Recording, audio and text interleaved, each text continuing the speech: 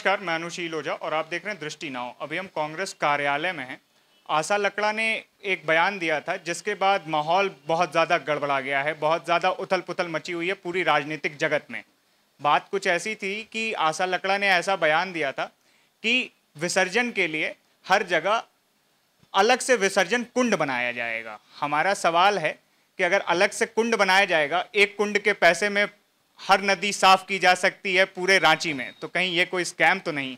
आज हम इसीलिए कांग्रेस के वक्ता हमारे साथ हैं। नमस्कार सर। नमस्ते सर, आशा लकड़ा मैम ने बयान दिया था आज से विगत 4 दिनों पहले, उसके बारे में आपको संज्ञान होगा सर?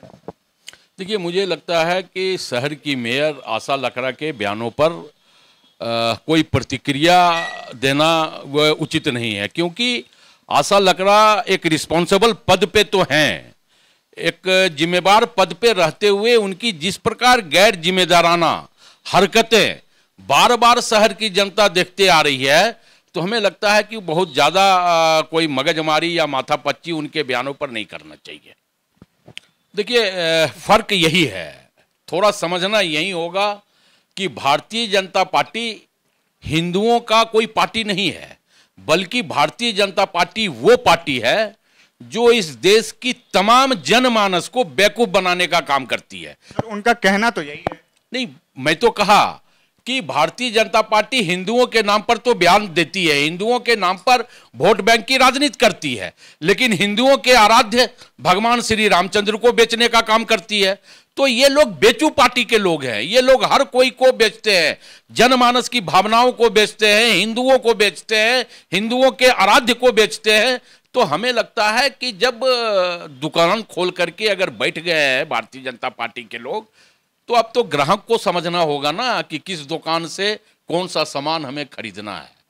तो आप यहाँ पर ऐसा बोलना चाह रहे हैं कि सारे पॉलिटिकल पार्टी इस दुकान हैं?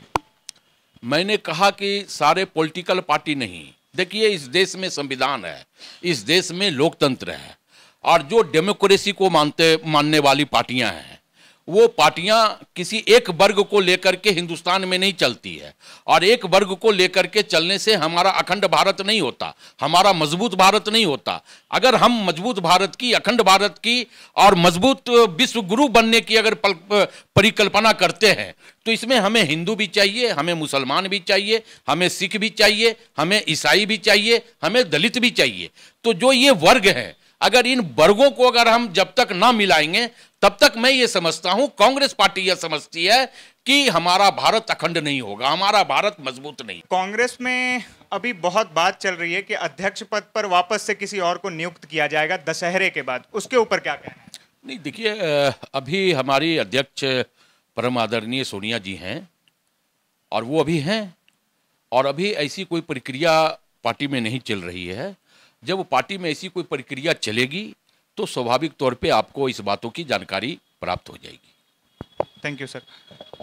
सुना आपने, ये कांग्रेस के प्रवक्ता थे, इन्होंने बताया कि क्या कहना है इनका। धन्यवाद। मैं अनुशील ओझा, आप देख रहे थे दृष्टि नाउ।